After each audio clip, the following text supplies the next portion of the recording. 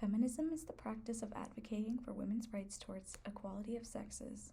So, why do we associate a certain type of look with a feminist? It's because of stereotypes. That doesn't mean it's the exact truth, though. The truth is, anybody can dress or look any way they want and still be a feminist. I'm going to go over a few different cultures, their clothing styles, explain the reason why they wear their clothing, and how it relates to the feminist society. The first one I'm going to start off with is the sari. This clothing item is usually worn in India, Sri Lanka, Pakistan, Bangladesh, and Nepal. It is a unisex piece, but is more common to see women wearing it. It's built with density focused in different areas so that it drapes over the body nicely. A quote from Saba Imitiaz says, "It is also part of one's cultural identity, tradition, and heritage. Saris are seen as a rite of passage into adulthood. We're part of a traditional bridal trousseau and are still passed down as heirlooms." The sari features prominently in modern political movements and is considered a symbol of independence.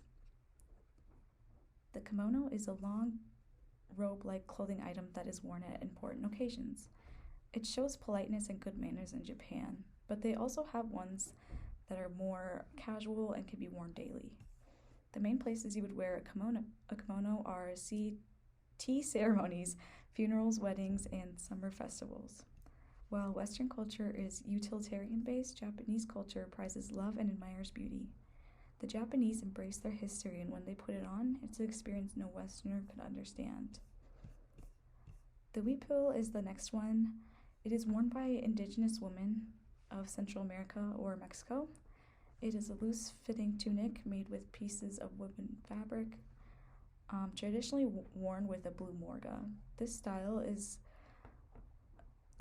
very based on the community of the wearer. After the Spanish took over the Aztecs, you see some change in the look after new elements were brought from Europe. Huipil can still be worn by indigenous women on the day-to-day or for special occasion. The main difference is usually the ceremonial or special one has more beads or fabric to it, whereas the everyday one might be more simple. Mayan Gopal had this to say about why women wear them. When a woman puts on a huipil, especially a ceremonial or very traditional one, it is kind of a ritual.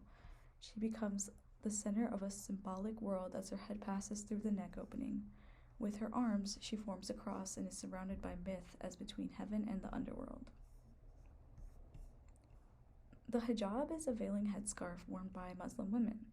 The misconceptions about hijabs go on forever, so let me explain to you why some Muslim women wear them. The main reason is religion, which is based on modesty. Modesty is a choice, but it doesn't mean any woman thinks she needs to hide herself from men. Also, every Muslim woman wears their veiling for their own reasons. Habiba da Silva from an Allure magazine had this to say about wearing a hijab.